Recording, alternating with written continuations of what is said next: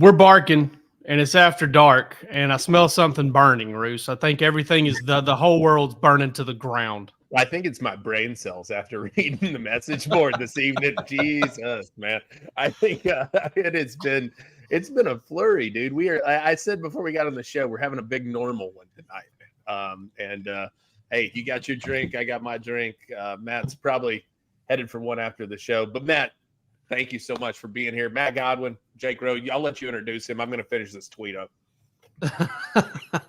Yeah, Matt Godwin, former Georgia Director of Player Personnel, the smartest man alive as far as I'm concerned. Matt this time last year was dealing with all the chaos, and we're going to talk a little bit about the transfer portal. Somebody's over here saying, turns out Charles Power was right about Dylan Raiola. In case y'all didn't know, Nebraska. Maybe I've drunk too much tequila already.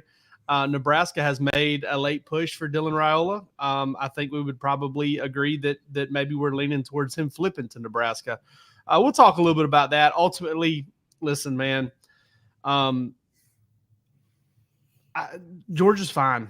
I mean, I know that they'd love to have the kid. I know that they would kind of stock up their quarterback room, create some competition, all that stuff. But, Matt, you've been around the process for a long time, and the hits come, man. They come. The field lands punches all the time, and you just kind of keep coming, right? Yeah, I mean, absolutely. I think everybody has a plan, right? We always have a plan A, a plan B, a plan C, and sometimes plan D is the one you end up on in college football, and that's just the way it is. And if Dylan Raiola does flip to Nebraska, that's certainly one part of the plan, but that's why you build in contingencies. It's part of it. You're right. You get hit, you get knocked down, you get back up, and you have to, because nobody has any sympathy for you. I can promise you that. Nobody feeling sorry for you at all. All I could think of when you said you have these plans for the hits is Mike Tyson saying everybody has a plan until they get punched in the mouth. And then all of a sudden it all kind of gets a little bit wonky. Matt, I got to ask you, man, it feels like probably you're probably thanking God that you're going to be able to sleep a little more soundly tonight than you would have this time last year. Yeah. I think. No kidding. I mean, my friends have been freaking out, and to be honest with you, I'm just sitting here laughing like, golly, like I can't imagine how much of a tizzy I would be in if I was still there. And obviously I still care. I'm a big fan. I went to 5-6 games this year, so I'm still heavily invested. I still talk to a lot of people over there. But when you're on the outside, it just, especially with recruiting, it doesn't really matter. So, it is what it is. So that's their problem to deal with. Yeah. I mean, at the very least, you're not, obviously I feel happy for you right now. I feel happy that you're not having to stress over it, that you'll get to bed before 3 a.m. probably. Yes. I'm happy for you, man, because you're a really good dude. You're a really good dude for, just casting your lot with us, just, village idiots. And we appreciate that for sure. Palmer, let's go ahead real quick, talking to producer Palmer here. Let's go ahead and get that read in real quick and talk about our partners over at gametime.co. Listen, Game Time, love this app. It's amazing. Use the promo code DAWGS, DAWGS, and you can get $20 off your first order. Terms apply. But Game Time, listen, man, if you're a big Nicki Minaj fan like Jake Roos, I know he thumps to it all time, all day, all the time. Pink Friday once again, boys and girls. That's his gal. That's his girl. She's awesome. Big Lizzo fan. Roos is as well. I'm more of a Cardi B guy, but that's neither here nor there. But listen, Orange Bowl, get tickets. Gator Bowl, get tickets. If you're a Clemson fan, whatever, it doesn't matter to us. Go get your tickets from gametime.co. The app is intuitive. It's easy to use. They specialize in those last-minute tickets, but you can go ahead and get them now as well. The app is as smooth as any I've encountered. The fees are reasonable. Everything is awesome. And listen, if you use the promo code DAWGS, DAWGS, you can pretty much cancel out those fees and get your tickets for whatever it says on the sticker price there. So go check gametime.co if you're using your browser, or download the app. And we love these guys for a reason. We've been talking about them for a long time because we really appreciate them. We like using their stuff. Roos has used it. I've used it. You should too. All right, Matt, let's talk about transfer portal, because I just don't think there's much to get into with the Raiola thing. It's so brand new and it's so weird. And I think all we can do is kind of talk in platitudes as far as that goes. But when you're talking about the transfer portal, the window is shorter this year. Not by much, and I don't think by a discernible amount. But in your experience, is it wilder like when the window first opens? Or I guess for y'all, it probably got wilder after you won national championships back-to-back years, right? You're muted, Matt. I think you muted yourself there. Oh, apologies. You just pulled a Jake Rowe. Congratulations. Yeah, I had to respect the ad read. The answer is both, right? When it first opens up, yeah, it's hectic, it's chaos, because you're trying to balance the transfer portal, right, with retaining your own roster, number one, and then high school players. And let's be realistic, right? Transfer decisions affect high school decisions, in the sense that if you go after a player in the portal at whatever position it may be, I mean, you better believe that the guy you're signing that's a high schooler is going to pay attention to that, and it matters. And you could have said all the right things. They could have been committed for 9 months, but if you take a transfer, I mean, it can definitely change things. So, yeah, I mean, there's immediate pressure. But really, I mean, January is really challenging, and it's not just after the national championship, right? We were fortunate; we won, 2 in a row. It was a heck of an experience, all that. But let me tell you, the week leading up to those 2 games was absolutely brutal, because the window was open longer, and what you had was the schools around you were getting opportunities that you weren't. Oh, by the way, they're still coming at the players that are on your roster. You're trying to win a game, right? And so much of our staff meetings, even leading up to that game, was focused on recruiting and roster management. It's like we got freaking Alabama coming up, but if we don't address this, if we don't have a plan, then we're going to have some challenges.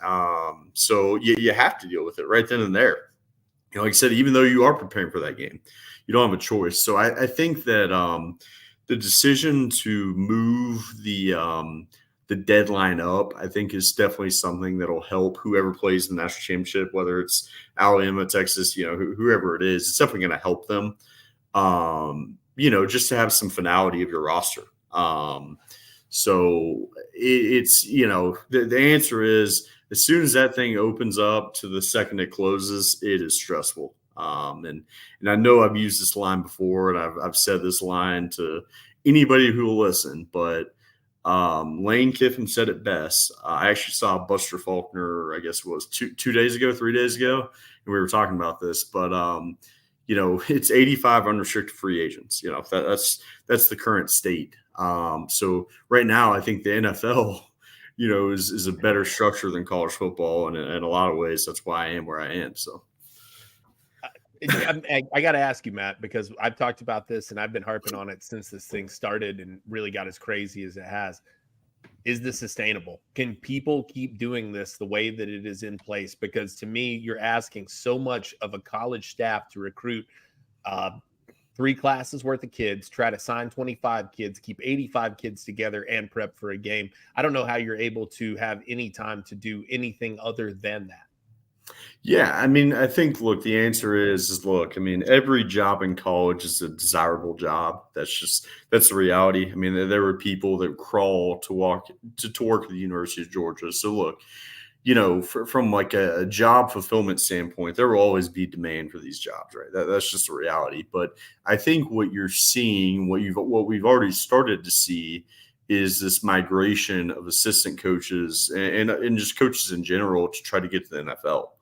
I mean, we used to joke in our building that the NFL is the country club, right? It's, you don't deal with all these issues, all these headaches, NFL, they got it great up there. So I think what you're seeing is, wide receivers coaches and just different coaches. I think Patrick Toney, he was DC at Florida, and he's actually a guy that I met, and he knew a bunch of guys on our coaching staff. Guys DC at Florida leaves for an NFL assistant coaching job. I mean, realistically, sacrificed a lot of pay, but at the end of the day, he got this offer from the Cardinals, and that's where he wanted to go. And I think that it's a trend you're starting to see. So look, college football is not going anywhere. The sport's not going anywhere. But I think that the people that are currently in it, you definitely look around and you're like, shoot, maybe there's a better opportunity elsewhere, and I may get less money, but especially at a place like Georgia, right? If you're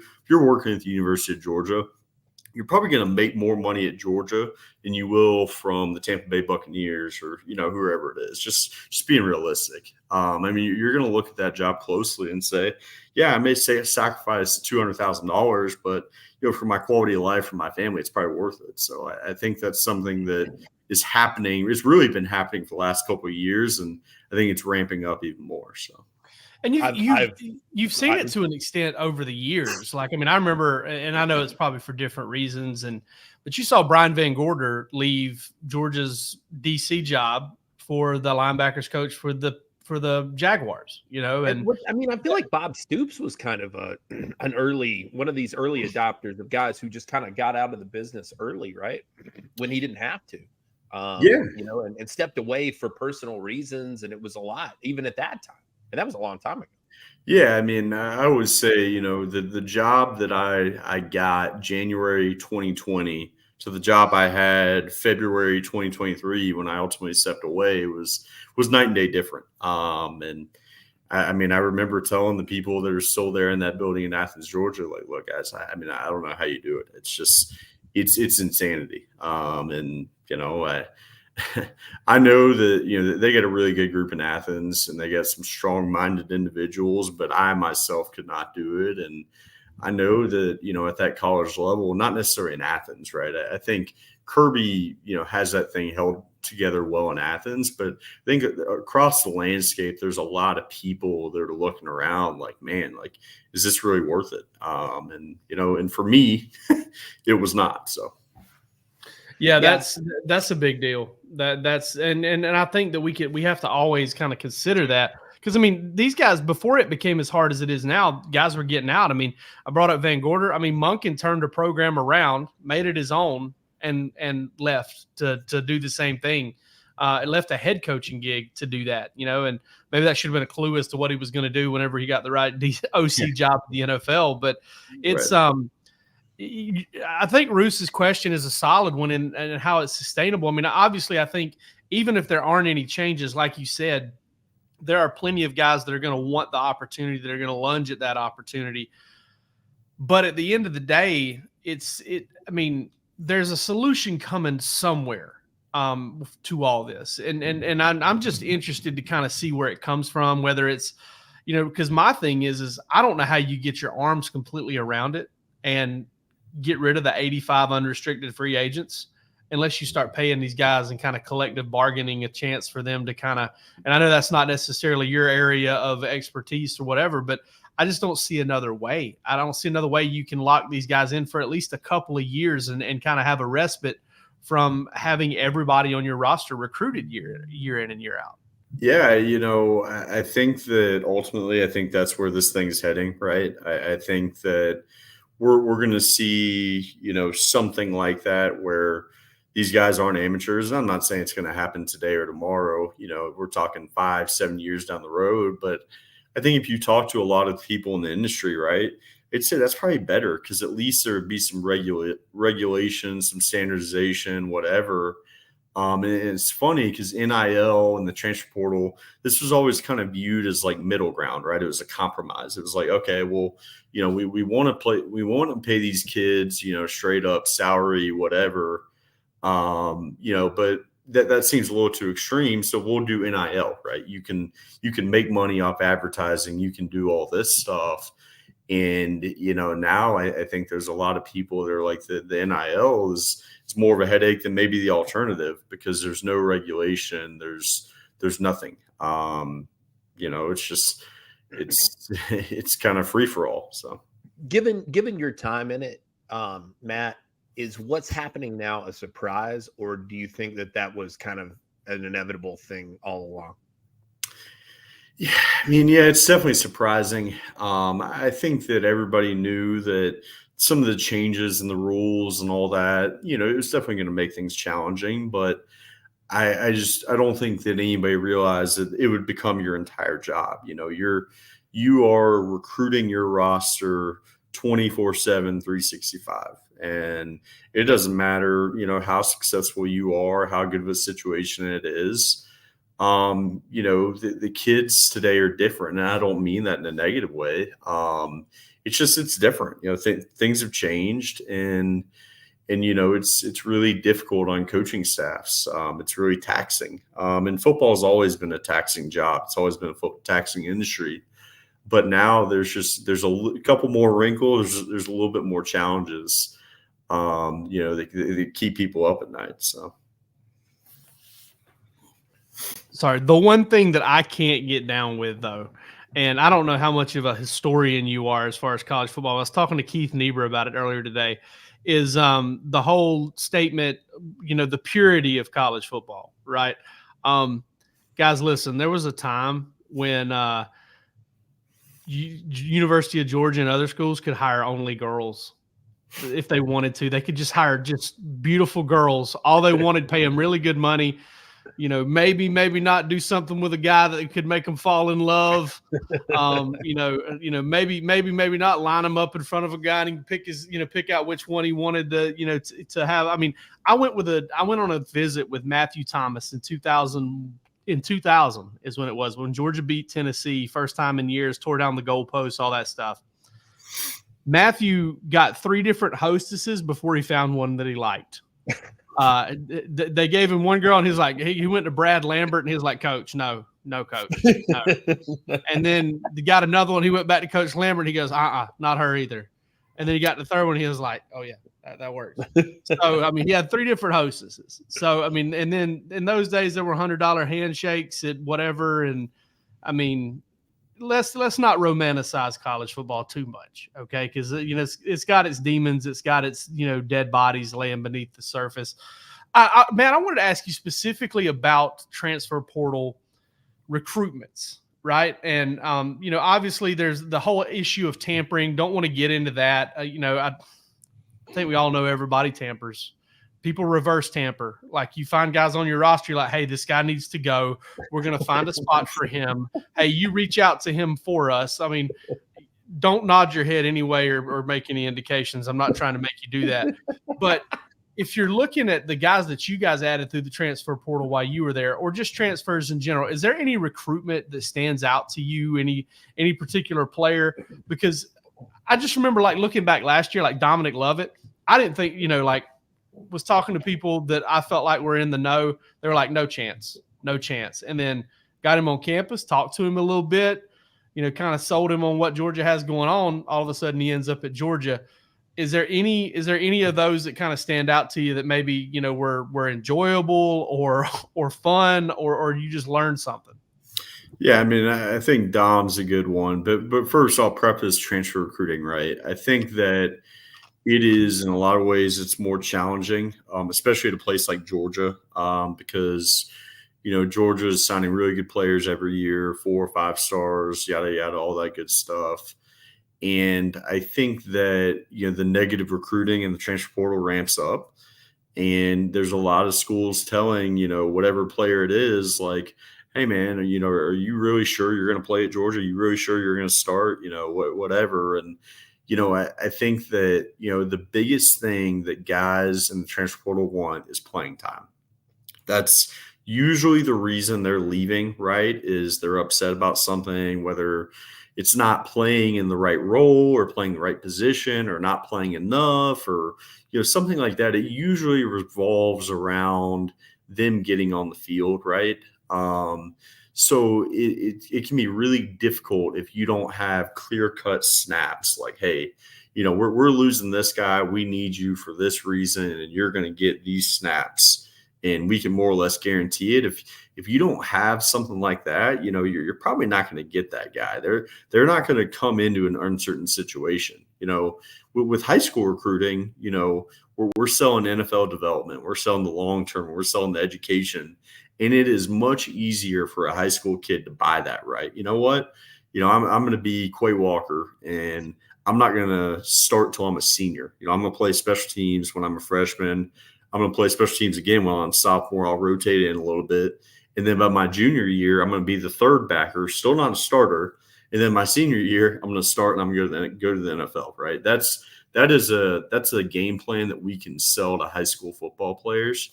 With the transfer portal, it's just a lot different. It's what can you do for me right now? Can you get me on the field? Can you get me the ball?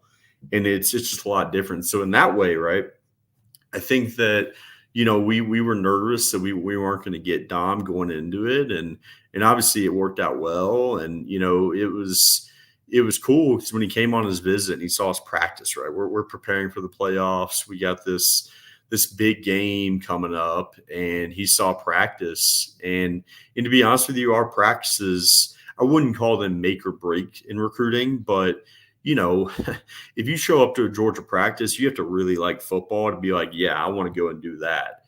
And Dom loved it, was all about it, saw the physicality, saw the speed, saw the tempo, saw the way we did things, and fell in love with it. And we already had a lot of conviction on Dom, right? We felt really strongly that we wanted him, and his reaction to practice was great. It's this guy gets it, right? This guy is not only a good player, but he's what we're looking for in terms of a person. And the fact that he looks out there on that practice field and sees guys getting hit and sees the physicality, and he likes that, that just made us feel better. So, and Dom was a great kid, and all the above. And, ultimately, I know he didn't have the big numbers this year, but, I think he played very well. So. Yeah, no, I think it was, everybody, I think some degree, I knew a lot of Georgia fans who were rooting for that kid, man. You felt good. You felt good about that and how it all turned out, regardless of, what the early inclinations were, whether or not you thought you were going to get him. It's turned out to be a good addition for Georgia, and exciting future if it goes that way as well. Matt, we're talking about this transfer portal stuff. Not to put you on the spot necessarily with any names, but has any of this surprised you at all from the Georgia standpoint so far? Any of the guys that you've seen just based on production and how guys have kind of made it into the rotation, et cetera? I wouldn't say anything's been surprising, right? I think you come to expect surprises, right? I think, there's certainly some guys that, that they didn't want to lose, and, at the end of the day, that those guys are leaving for what they think is a better opportunity. And, at the end of the day, you can't penalize the kid for that. It just kind of is what it is. If he feels like there's a better situation out there, then he's got every right to go see what that's about. So I wouldn't say any surprises, right? I think that, like I said, you expect the unexpected, and there's, your whole roster technically could leave. There's very little certainty in anything nowadays. So you learn to anticipate the bad stuff, unfortunately. We talked about that actually last night on the Georgia show. I said, is there anybody with 1,000% certainty that you could guarantee me will be on Georgia's roster next year? Palmer suggested Drew Bobo, which I thought was a good bet. And Jackson Muschamp, I felt was also a pretty solid pick. I said Oscar Delp. I said Oscar Delp because he's about to kind of step into the limelight and be the number one tight end for a whole year. Another thing I want to bring up too, there's something that's been cracking me up on our board, and obviously Brock Bowers is not going to come back. But we have fans that keep saying Kirby will tell the kid, no, go pro. You do not need to come back to Georgia. I completely disagree with that. I think Kirby's popping the finest bottle he can get and saying, seances to the gods at that point if Brock Bowers wants to come back. What say you? Would Kirby welcome Brock back, or would he say, no, Brock, just go pro? I think he would definitely welcome Brock back. But look, Kirby's realistic. With certain guys, that it's an uphill battle, and you don't want to harass that guy. You don't want to wear him out, trying to meet with him every day, hey man, we want to talk about your future and all that. And there are some guys, I think, where you kind of let them ride off in the sunset. And I don't think you would ever say no, we don't want you to come back, but we're just, we're going to respect their decision. We're going to respect their future. And pour your energy into other guys, and that's just the reality. I mean, we've been fortunate to have some guys that had some really high grades coming out as juniors, and you always have a conversation with them, right? You want good players and especially good people, because often what you see is these guys are going to get picked high are really good people, and Brock is one of those. And it's not just what Brock Bowers does on the field. It's everything he does. It's the way he carries himself, the way he represents the program, all the above. So, yeah, you never just push someone to the next level. But, I think everybody has a good idea that Brock's going to take that next step. And, they're going to let him do his thing. So it would be – yeah, it's just that whole idea that they would tell him not to come back, like that they would say, no, absolutely. You've lost your mind. Right. I mean, dude, if Brock Bowers wanted to rake the leaves in my yard, I'd let him, because I know it would be done incredibly well. So, I mean, I'm not. I mean, that cat. I mean, listen, he's a 1%er as far as I'm concerned. And like I said, Kirby would probably be – you'd probably hear the screaming of goats from Kirby's backyard as he just sacrifices them and burns them for the gods. No doubt about it. No doubt. Now, Matt, I guess one of the big questions, one of the big debates we've had on the board is how do you fix this stuff? Do you have any suggestions? Is there anything that would make anybody's life easier to fix this portal stuff, man? I suggested just one window. A lot of people have said maybe you eschew your NIL money if you transfer. I don't believe that's possible, to be honest with you. I think also too the idea was suggested of you have to sit out a year if you want to transfer. Bring that idea back. We've seen kind of the fights around that stuff. So. Is there anything that logically you think makes sense in order to try to rein this in at all? It's no, I don't know. I don't know what you do, right? Because I think when you're talking about athlete benefits, right? I think once this policy was enacted, right, you open Pandora's box a little bit. It is really hard to take a right or a privilege away from somebody. So I think that the NCAA can't really reverse course. I definitely think that there's ways to regulate things and there's a way to standardize things. I don't know what that solution is. And, frankly, when I was still in football, these were the things that I spent, thinking about, and I can tell you, I'm not sparing too many thoughts about this sure. NCAA policy anymore. At this point, it kind of is what it is, and I think that it would be really difficult to make meaningful change at this point. I think the games are still going to go on. I think it's going to be a great entertainment product. I think it's a great time to be a student athlete. I just don't necessarily think it's a great time to work in college football necessarily. But, look, the show goes on, right? And I think Jake's right. People, talk about, the fabric of the sport has changed and all that. And, yeah, things have changed a little bit. But I think a lot of that's just, kind of misplaced nostalgia, if you will. Look, things weren't always great back in the old days. And yeah, maybe you prefer that, and that's you're right. That's your prerogative. But look, the sport's going to go on. But no, the NCAA should not call me for any suggestions. I think everybody's just got to play the hand they're dealt at this point. So I don't think the NCAA is going to call anybody. I've said for a while, these guys are toothless and they don't care. They don't give a shit. I don't think the NCAA cares. I think that they are sitting back collecting checks, and I don't think they're interested in doing anything to help the game right now. They're waiting on somebody else to intervene on their behalf, and they're just kind of waiting. And it's great work if you can get it. I'm not even begrudging them. I think that that's amazing. If y'all need somebody in Indianapolis, call me. I can do dick all day. No question. And what I'd say, right, is I don't necessarily know that the NCAA views the current landscape as a huge issue, just being honest. I think that the NCAA, their biggest moneymaker is the NCAA tournament, right? So that's always priority number one, is how do we put on a good basketball tournament?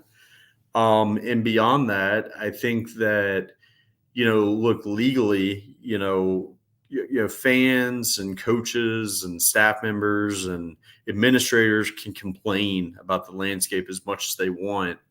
But ultimately, I think the NCAA is more worried about the student athletes, because the student athletes are the ones who can sue and can take legal action, if they feel like they're not being treated right. Whereas the employees, the administrators, all those other people, ultimately, unfortunately, we don't really matter.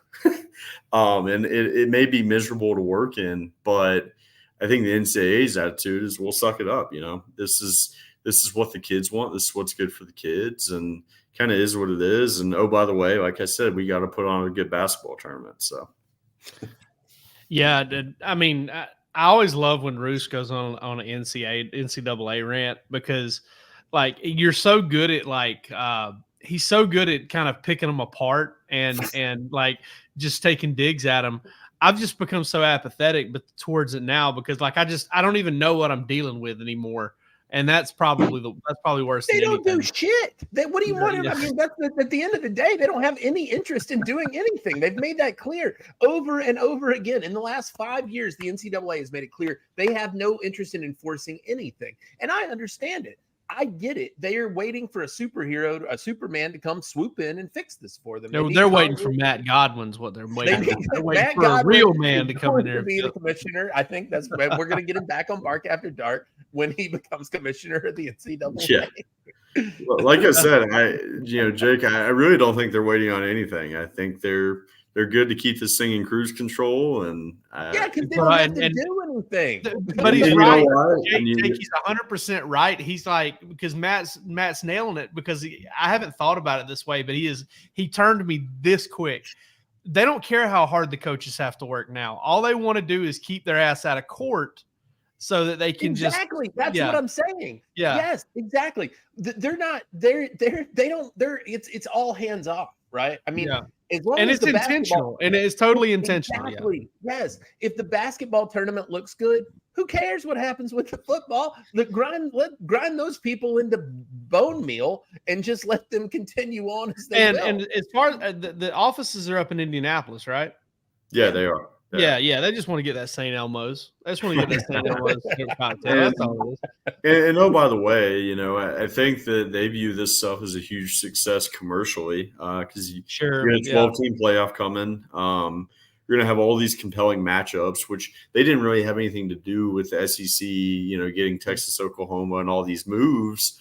But I think it's created a positive for the NCAA, because you're going to have this 12-team tournament. It's going to be really compelling, and it's going to make a lot of money. And look, people can bicker and complain as much as they want, but they're still going to tune in on Saturdays. And I think, NCAA has the let them eat cake mentality. It's, Yeah. Everything's wrestling, man. Everything's wrestling. And then NCAA ain't no different, man. Bama was on top for so long, and now all of a sudden everything's kind of trickling, in a different direction. And now it's all just kind of opened up. And it's like right now, for the casual fan, there's more going on than there's ever been. There's more teams that are going to have a shot at it than there have ever been. Yeah. There are more players moving around than there have ever been. It's it's entertainment 24/7, and I understand where they're coming from with it. I get it, man. It's drawing eyes, and it works. And in a lot of ways, I hate it. I resist it. These rivalry games and these traditions, they matter, right? But ultimately, I think the TV people and the stakeholders are basically calling everybody's bluff, right? They're like, yeah, you're a Georgia fan and you care a lot about that Tennessee rivalry, but you're still going to tune in to Georgia Ole Miss. You're still going to tune in to Georgia Texas A&M. They're calling your bluff of, this may not be what you want. This may not be ideal, but I bet you're still going to watch. And unfortunately, I think they're right. So, yeah, Matt, sure. I've got a couple questions I want to ask you, but I don't want to keep you too long. You've been really gracious with your time. First of all, because this is just kind of impromptu, how much do the rivalries matter to Kirby, to Georgia's staff? How much do those matter to a coaching staff? They matter a lot. Specifically, the Florida game, and then Georgia Tech and Auburn. I think those three stand out. Wow. There's definitely, people care about Tennessee, people care about South Carolina. But Florida, Georgia Tech, Auburn, those three, it's a different level of intensity. It's really cool to hear you say that about Georgia Tech. It is, because Georgia, there are Georgia fans out there that are like, get rid of this game. It means nothing anymore. And it's really cool to hear you talk about it, because I know for a fact Kirby lost his last game to Tech. I guess it was his last game. I can tell you why it matters, because Kirby lost games to them. Mike Bobo lost games to them. Brian McClendon lost games to them. Todd Hartley has lost to them. Wait a minute. I actually don't think Mike Bobo did lose games to them. I think Mike Bobo actually went undefeated against Tech. Believe it or not, I for some reason that is the rivalry that I know more than any other Georgia rivalry, and I believe they had an 8-game win streak up until '98, which was Kirby's last year. Bobo was done in '97, so I think Bobo actually beat them all. But as a coach, he definitely lost. 100%, no doubt. Yeah, so that's what I mean.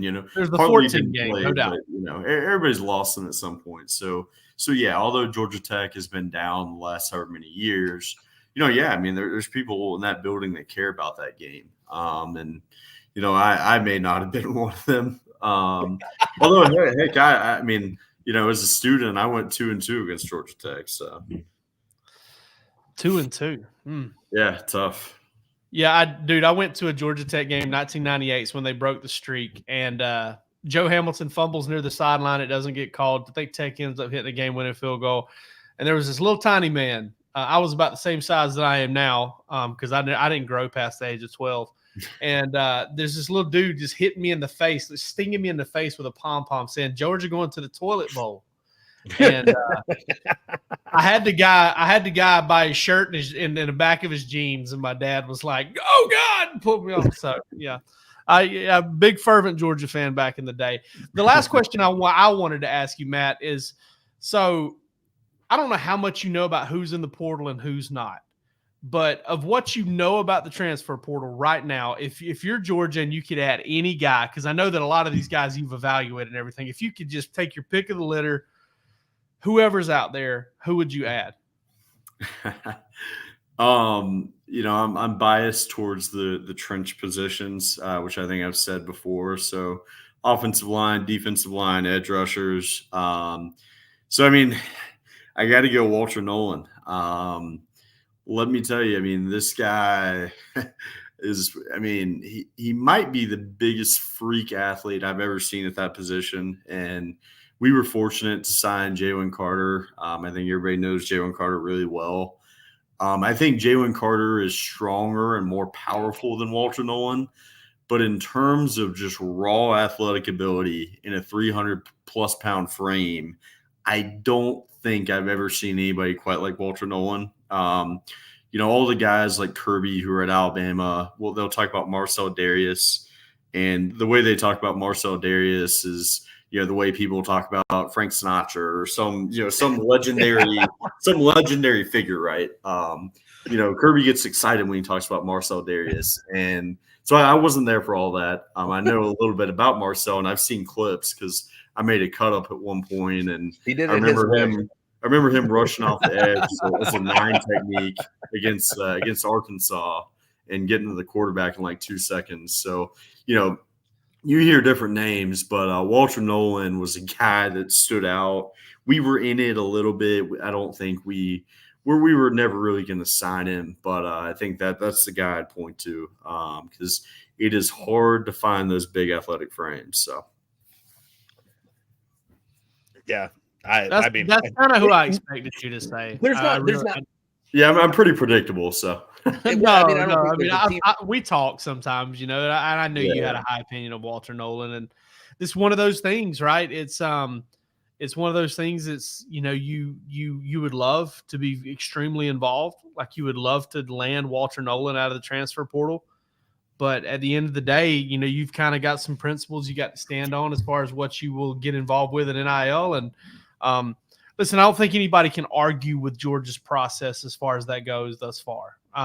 Kirby has said from the beginning, and we can debate on how much Georgia has and whatever, but Kirby has said from the beginning that he wants to do it in a sustainable way. And, we'll see in the future if that means a couple of years where Georgia's maybe struggling to get into the playoff so that it can really get into the playoff a couple of other, I don't know, but we're entering a new frontier. And I think that at the very least, Kirby Smart has earned a lot of trust from a lot of folks, because a lot of people will tell you, well, he doesn't always get it right. Well, I mean, Kirby, with the help of really big time, mega minds like Matt Godwin, got it right a lot. So, I mean, you guys built some pretty strong programs, and I don't think it's even. You will notice, I think, that Georgia not making the playoff in the first year without Matt Godwin. That's what I noticed. Pretty telling stuff here that we're finding out. That's what I noticed. I think Matt Godwin should have a blank check waiting on him up there. Yeah. That's what I know. Good who you asked, though. It's my fault. So we made a lot of terrible decisions, and yeah, the cupboard's bare based on what I hear. So I'm blaming it on Will Muschamp. I blame it all on Will Muschamp. He's too easygoing. He's too fun to be around. Apparently, if you can have a drink with anybody, it'd be with him. So he's just he's not the right. Yeah, that's a fair compromise, and we can blame Rusty while we're at it. So yeah, Rusty deserves a lot of blame as well. Yeah. Georgia won a lot of national championships before Rusty came to DawgsHQ. I'm just saying. That's true. Great point. Great. Bruce, you got anything else? I'm good, man. Matt, you've been more than generous with your time, buddy. As always, too generous, perhaps. And, I know we just sit here and talk your ear off, and we probably could for another 2 to 3 hours, especially tonight, given the season. But just want to really thank you again for coming on with us and being a friend of the show and being a friend of ours. And always great to talk to you, man. Yeah, Absolutely. We appreciate it, dude. And listen, like every other guest on Dogs HQ's Bark After Dark, Matt Godwin gets a $5 gift card to Dave & Buster's. So, what I always want, wisely, brother. Spend it wisely. All right, thank you guys. Take care, dude. Get a little turtle wax maybe on the way out the door. Yeah, I'm drinking, man. I'm just drinking. You know what I'm saying? Yeah. I mean, I got good stuff to say. Kevin Boyd wants to know what's in the glass. So, listen, we got a little bit of this. Is kind of my this is my ranch water tequila. Right, I'm kind of almost a tequila only guy at this point. Reposado, Espolón Reposado. It's a very good, solid, easygoing tequila. It's very good for the old ranch waters. Upset that Matthew C is not in here tonight because he is also a big ranch water guy. And ranch waters is just is basically tequila, Topo Chico, mineral water, and lime. And it has become my drink of choice over the past couple years. Very much enjoy it, and it takes me to a good place. That's like calling a fried chicken salad salad. It's you call it ranch water, and it makes you feel better about it. But at the end of the day, it's just mostly booze, man. Yeah, I pour them kind of strong. I tell you what, though, Jake, I don't pour them as strong as the Delta Sky Club pours them. Well, of course not, man. That makes sense, right? My girl at the Delta Sky Club at the A gate over by the PF Chang's, okay, she turns them up just like glug glug glug glug glug glug glug glug glug glug glug. And I'm like, hey, are you gonna pull the jigger out for that, or am I gonna have to just breathe fire for a couple of hours before I get acclimated? That was Palmer bartending freshman year at the frat house, man. I mean, that was that just a straight upside down bottle. You know that one. Yeah, no doubt about it, dude. I love having Matt on because Matt's such a professional that he won't like. I want to get him at one day just to completely cut loose with us because I know how funny Matt is. But he just, he's still got that DPP in him. And by the way, that's Director of Player Personnel. Don't get my letters. Yeah, DPP, you know me. Don't get my letters mixed up. I'm not talking about self high fives up here. Okay, yeah. I'm talking about Diamond Dallas. Bang. But yeah, so I mean, he's so buttoned up, and he's a professional, right? I mean, he's got the whole thing with wheels up and all that stuff, and we're real proud of him. We love him to death. He's the best dude ever. But it's one of those things. It's like I want to get him to totally just completely goof off with us. And hang out at some point. I'm gonna honestly, if Georgia gets into the playoff, I'm gonna get him credentialed through DawgsHQ just so I can be like, all right, dude, you're with us for the week, and we're gonna throw down. We're gonna have a good time. Maybe we can get him credentialed for the dude. You know what we need to do?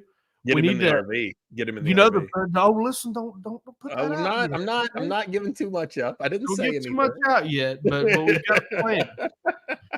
Palmer thought the same thing. You just texted it. Okay. So we've got ideas over here. But listen, we do appreciate Matt. And that was some incredible insight as far as the transfer portal goes. And, one of the things is kind of like, Palmer and I were talking about it earlier this week. Last week kind of felt a little bit slow. Like it on some aspects because you're kind of sitting around waiting for stuff to happen. But dude, I am telling you, I listen, Rusty's the dude, man. Like, I mean, Rusty is awesome. Rusty talks to a lot of people. He's got a lot of sources. Through working with him for years and stuff, I've learned a lot and I've developed a lot of sources. I've been in this business for about 11 years now. And I talk to a lot of people, dude. Jake, I'm not lying. Like, I have used every phone charger in my house. I've got a wireless phone charger, like an Anchor wireless charger that pops to the back of my phone, and I've ran that all the way dead too. Yeah. I've gotten on phone conversations that I cannot get out of because I think these people are just like, hey man, listen, if I'm on the phone with you, then I'm not looking at what's going on in my world right now. Yeah, sure. And so it's just been nuts, man. I had a buddy text me right before we got on the show. Eric Kriebel, I'll shout him out, a friend of ours. Krebs. He's at Jefferson High School right now. Yes, that's correct. We both know Krebs. No, I'm sorry. I think he's still at Oconee. I thought he was at Jefferson High School. I don't know. I need to follow up with him. At any rate, a great guy, a tremendous person. Text me though, and I was in the car, and I got this text from him, and I looked over at my girlfriend. I said, man, I got people texting me that I hadn't talked to in a while. I said, Kriebel and I, great friends, a good friend of mine, but we hadn't had touch base in a long time. I said, this guy, I know he's reaching out about this Raiola thing. But he wasn't. Credit to him. He was trying to get some pub for his players. So shout out to him for reaching out about that. But yeah, I've had people coming out the woodworks this evening.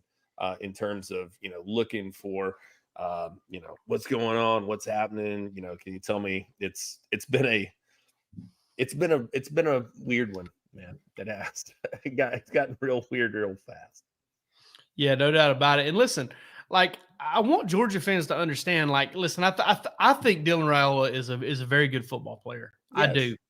But more than I think, I just have more confidence in what Kirby has built at Georgia than I do in any single football player. And that includes a guy that I'm higher on than I've been high on anybody in a very long time. Two guys in this class actually who are committed to Georgia, and that's Justin Williams and Ellis Robinson. Like, I think those are two. I don't want to sound like sour grapes here, but I would say that, like, Dylan may be like the fifth best player in this class for me because I'm really high on those two, maybe fourth but I'm really high on those two, Justin Williams and Ellis Robinson. I think Ellis Robinson is the best player in the country. I really believe. Smith, I know you're going to put in there.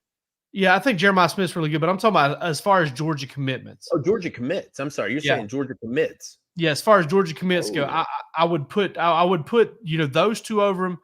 DeMello Jones, especially after what I saw today. Dude, in the dome. Listen, these people might have caused a problem by letting Georgia get Ellis Robinson and DeMello Jones in one class. Unbelievable. I don't know. That's crazy, dude. That is okay. So DeMello Jones, right, does not play in the highest classification, right? It's not. Nobody's going to say that.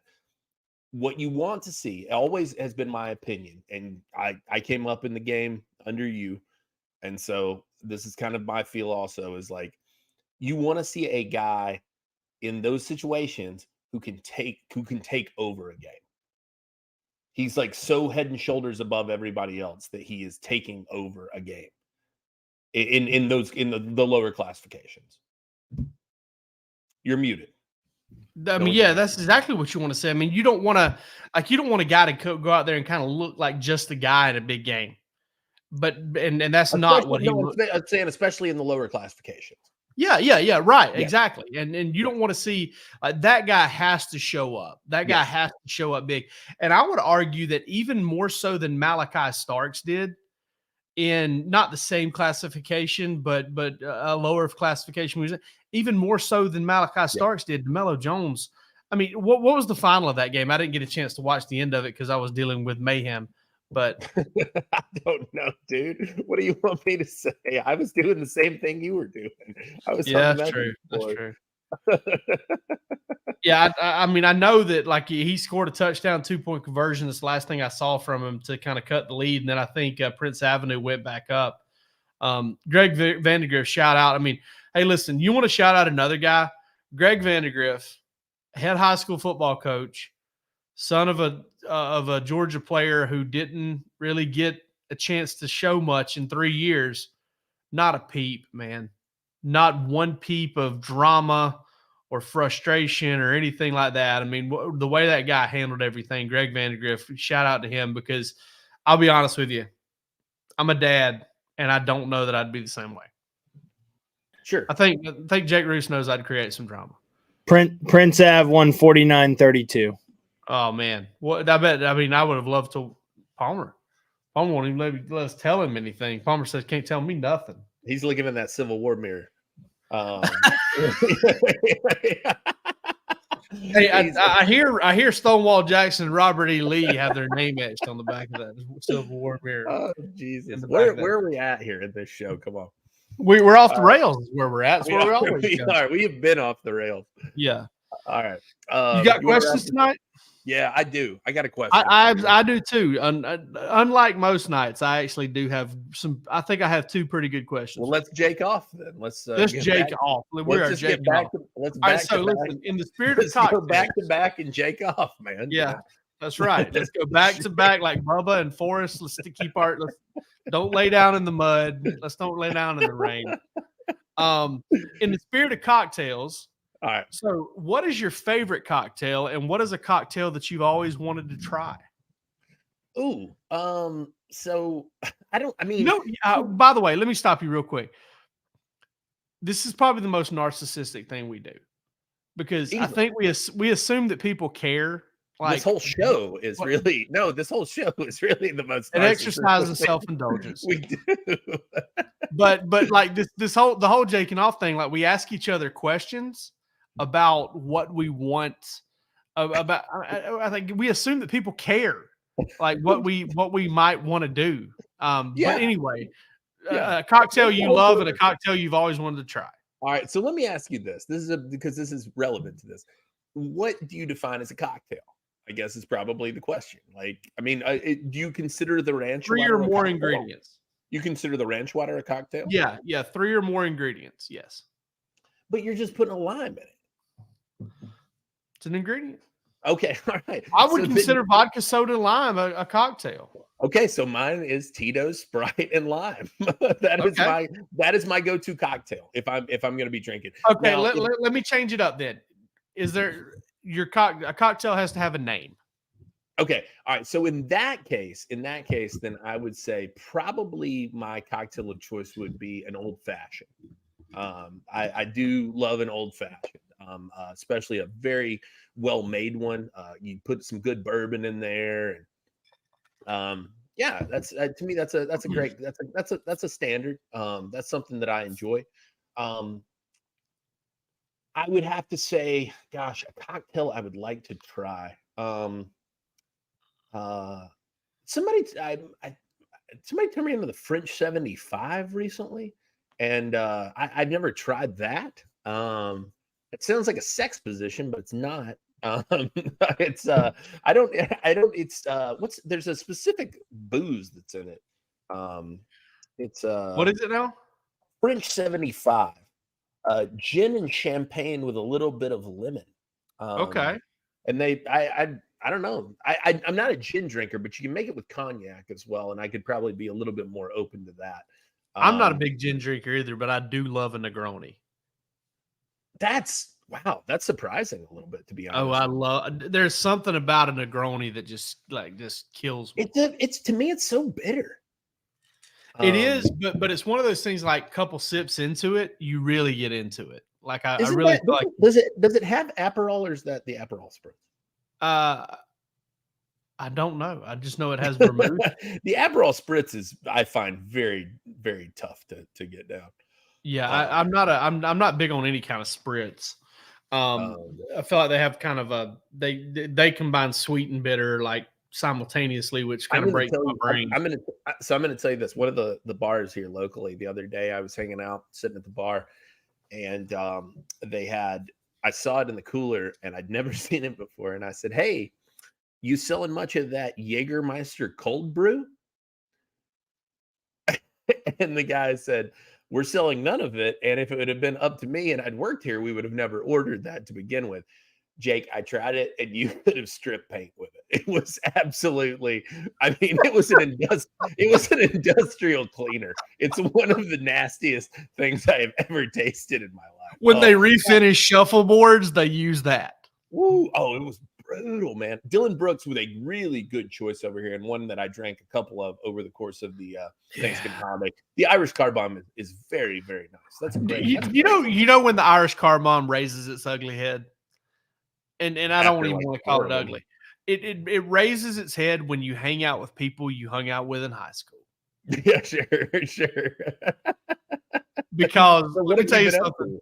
The last 8 to 10 times I've had an Irish Car Bomb have been either when I'm hanging out with my wife and her friends from high school, or my friends from high school. It should No, I was going to say, it should be noted, an Irish car. I don't know that I would consider an Irish Car Bomb a cocktail. That's not exactly how I treat cocktails when I order. It's a blue collar cocktail. Okay. Hey, I got to drink this as fast as possible because it's going to turn into cottage cheese. So yeah, yeah. Okay, right, Rita. Hey, I will say the most interesting cocktail I've ever had. It's called a Bloody Mark. And it was a Lexington, Kentucky. Me and I'll never forget this night. It was one of the funnest nights of my life. Hung out with Tim Tebow, who actually did not drink. Laura Rutledge, who had a couple drinks, and Marcus Spears, who shared a couple of these cocktails with me at the Doubletree Bar in Lexington, Kentucky, when they had SEC Nation was in town. I drank a few Bloody Marks, which was a Bloody Mary made with a Maker's Mark instead of vodka. And I was like, this sounds gross, but it's on special, like $6 a piece. And I tried one, and I was like, oh, that's pretty good.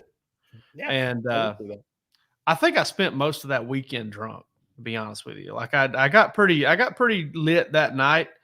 And then I went and covered the Georgia-Kentucky game the next day. I guess this would have been 18, because I think they're there in even years. And then the next day Palmer's confirming. Palmer's confirming. So the next day I go to this seafood place called Fifth Street something, Fifth Avenue. I don't know, whatever it was, Smith Street. seafood, something like that. But there's a brewery right there that's called Fifth Avenue something. Like it's like an intersection of two streets, so Okay, so just say you have no idea what streets these are located on. Exactly. But there's a brewery and a seafood spot close to each other. Right next to each other. Palmer's been there. We went there in 2022 with Brandon Adams and Jeff Sintel. We had a Seafood. Smithtown Seafood. That's it. Smithtown Seafood. 6th Street. Yeah, and then 6th Street Brewing or something like that. And they share a dining room. And I went and had like a couple of Imperial IPAs that were like 13.5%. Oh God! And I had to go like feed the horses of the Lexington. I had to go feed the horses at the Lexington Police Department to kind of sober up. And then I went to the airport. I got to the airport and I sat down at the airport bar. And there's this Spanish dude that comes and sits beside me, and he goes, "Hey, do you have a Bloody Mary?" He says it with an accent, but I don't want to butcher it.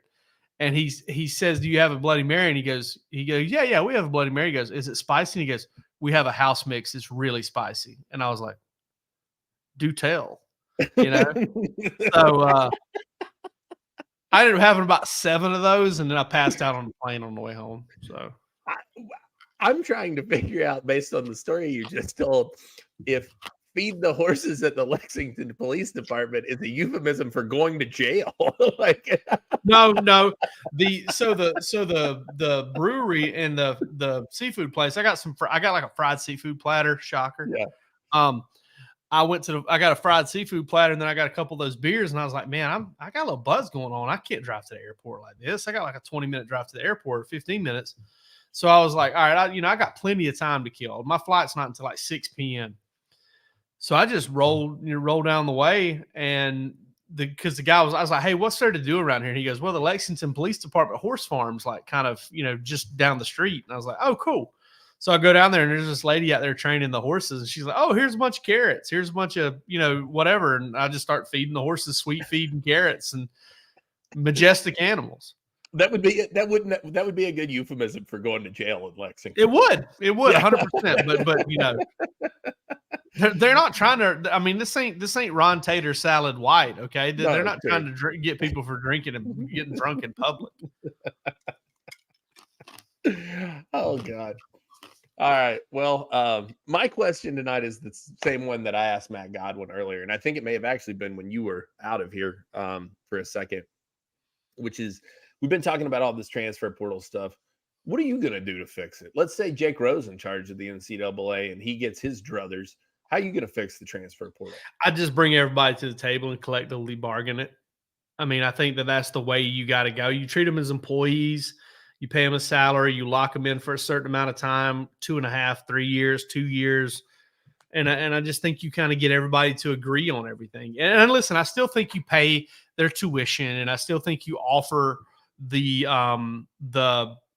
training, the world. Because listen, I'm not one of these people that comes from a place that's like, oh man, these kids were just completely taken advantage of. Because listen, I know how expensive it is to have a Scott Sinclair or a Scott Cochran train you 300 days a year. That's expensive. That costs a lot of money, and the exposure and the opportunities and the education. I mean, student loans, for crying out loud. Like, sure. I mean, I get it. I mean, I didn't come from a rich family that just paid my whole way through school. I had some loans. I had stuff to deal with. But at the end of the day, I think you just have to bring them in. You have to say, all right, listen, unionize if you got to. We'll deal with it. And you heard Matt say it. They refer to the NFL as the country club. Well, turn college football into a country club. In your mind though, isn't that going to have to? There's going to have to be, I think, a fissure within Division I football, because not everybody. You can't. I mean, you can't have 100. You can't have 120 teams with 80 plus players being represented. Yes and no. Like yes in the way that okay, there's whatever group that branches off and does that, which I think will be a substantial group. Like I think it'll probably be in the, what would you say, probably 45 to 60. That's always been my assumption. Is around 50 was the number 40, that I've always somewhere had in the neighborhood of 45 to 60. There's big, and can we be realistic? And this is my argument against or my argument the whole time with this is that in a very real sense, do you feel like there are more than 50 teams that are viable national championship contenders and have been over the last, let's say, 50 years? No, I look at it as kind of like the NFL, Yeah. 30 to 35. Yeah. Yeah. Maybe. Yeah. You know, so, but either way, like you get to somewhere between 45 and 60 that pay players that collectively bargain. But those schools are those schools, but I don't think they just have to play those schools. I think, you know, all of a sudden you can kind of have like an overlap trickle down effect because listen, I'm all for the health of the sport. I'm all for FCS, lower tier FBS getting paid for play games, like you know, like Auburn paying $1.7 million to get their ass kicked. I think that's all fine and dandy, but then pay for play then becomes kind of that upper tier unionized pay your players deal, paying the next tier, and then the next tier pays the next tier, and you kind of get kind of this trickle down, trickle up effect of teams basically being able to deal with, you know, all of that going on. And so that's kind of the way I look at it. But ultimately, I think you have to do that if you're the upper tier programs. That's the only way you get your arms around it. Isn't the funniest outcome of this going to be if the NFL is forced to use this in real minor league fashion and the Georgia Bulldogs become some sort of minor league affiliate of the Atlanta Falcons? Yeah, I just don't think that'll ever happen because the university affiliation. No, I don't either. You know, I do think, though, the one thing that cracks me up more than anything and is the whole hand-wringing over losing the sport, because I don't think that's happened, and that's going to happen. And I'm worried about Palmer over here. He's really bear cubbing behind the scenes over here. But he's really worried about how long I think he's having like sensory issues at this point. He is. Like clutching his jacket a lot and like doing this number. He just I'm in an old garage. It's cold back here, guys. Why are you in the old garage? Because that's the back room at my house. I just thought maybe your parents have driven you there. I'm cold. I'm watching the Titans. They suck. I'm tired. Yeah, what's the score of that game? 7-7. Okay, we just broke FCC law. We're going to get fined. Okay. Palmer's going to pay that fine, too, because he's got more money. He was the one who did it. But, yeah, I think that's the only way. I really do. And I don't know how you get around Title IX. I don't know how you figure all that out. Sure. But, you know, to the rich go the spoils, you know. And that's just kind of the way the world works. And, you know, the Power Five is going to kind of branch off. And listen, whatever, you know, slapdick that is the NCAA dude that made that proposal, I think he's on to something. I really do. Sure. But listen, one thing I do want to outline to people: cheating will not stop. It does not stop. It will not stop. It never will stop. Cheating was going to happen. That was the thing on the board. Like people were talking about, they were like, well, Raiola, if he's going to do this, we all know why. We've seen you pointed out, we've seen this before. B, if that's what it's about, it's always what it was. It's the same song, you know, it's a same old song and dance, my friends, if that's what it really boils down to. All right, and here's the thing, and everybody's doing it. Yeah, everybody's doing it. Everybody's tampering. Everybody's paying. It's happening. Yeah. All right, this has been the longest episode of maybe any internet show in the history of the world. 24-hour simulcast is over. We're sorry, and you're welcome. We're sorry and you're welcome. We really appreciate it. Matt Godwin was awesome. We're sorry for all the auxiliary stuff. I can't believe 100 people hung around and watched us do this. But we're sorry for what we did to you tonight and for how many brain cells we killed. But for this episode of Bark After Dark, I am Jake Rowe. He is Jake Roos. By the way, Bill Shanks told me today they called me Jake 1 and you Jake 2. I think that's bullshit. You should be Jake. I'm Mountain Jake. We should be. It should be Swamp Jake and Mountain Jake. Or And that's the way we Jake, should go. Handsome Jake and other Jake. Yeah. Y'all take it easy. We love you.